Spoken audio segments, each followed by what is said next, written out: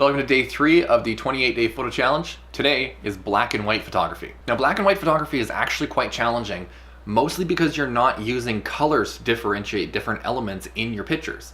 So you have to take contrast into account, which is going to play a huge role in lighting and what you're actually shooting. So we really have to take into account different lighting, so that way we can use contrast to our ability with, wait, this isn't right, black and white photography. But the thing that we really want to take into account is the contrast between something. So for this instance here, I'm going to show you a bad example and then a better example, because there's no such thing as a perfect photo. You can always improve. So I'm not going to be saying that I'm showing you a good photo, because there will always be something in there that I could change to make it better, different, or appeal better to anyone else other than myself. Photography is entirely subjective. There's no right answer, but there is a wrong way to do things if you don't take some of these photography rules into account. So that way we can get a significantly better contrast out of the photo that we wouldn't normally be getting in a color photo, which is going to make it significantly easier to get away with other mistakes. Black and white photography is one of the least forgiving forms of photography. Now this right here, if I were to take a picture, it's not that good. But you can see that I have a single natural light source coming from the window.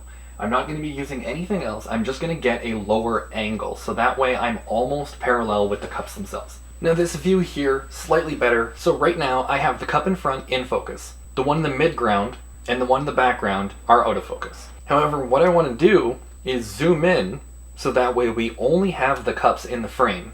And right now, it's not a very good photo.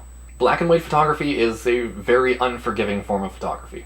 So we need to take every account into measure. So when we zoom in and only have the cups in frame, it's looking a little bit better, but that cup in the background is almost entirely being washed out from the frame because of the lack of contrast. And that's what I'm trying to get at with black and white photography, is you have to take contrast into consideration. So what I'm going to do is move the focal point to the middle range cup on the side, move the camera in slightly more, so that way the cups take up more of the frame, and then we can start adjusting exposure.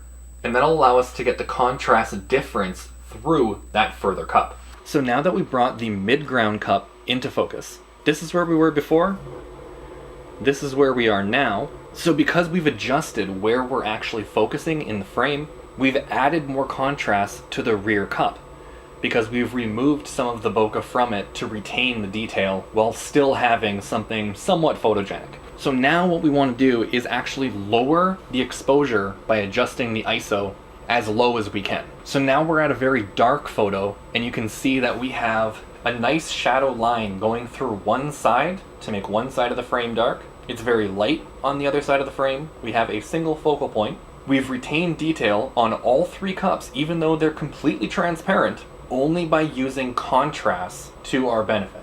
So now if we take a photo, you can see that we have detail in every single cup without using any color at all.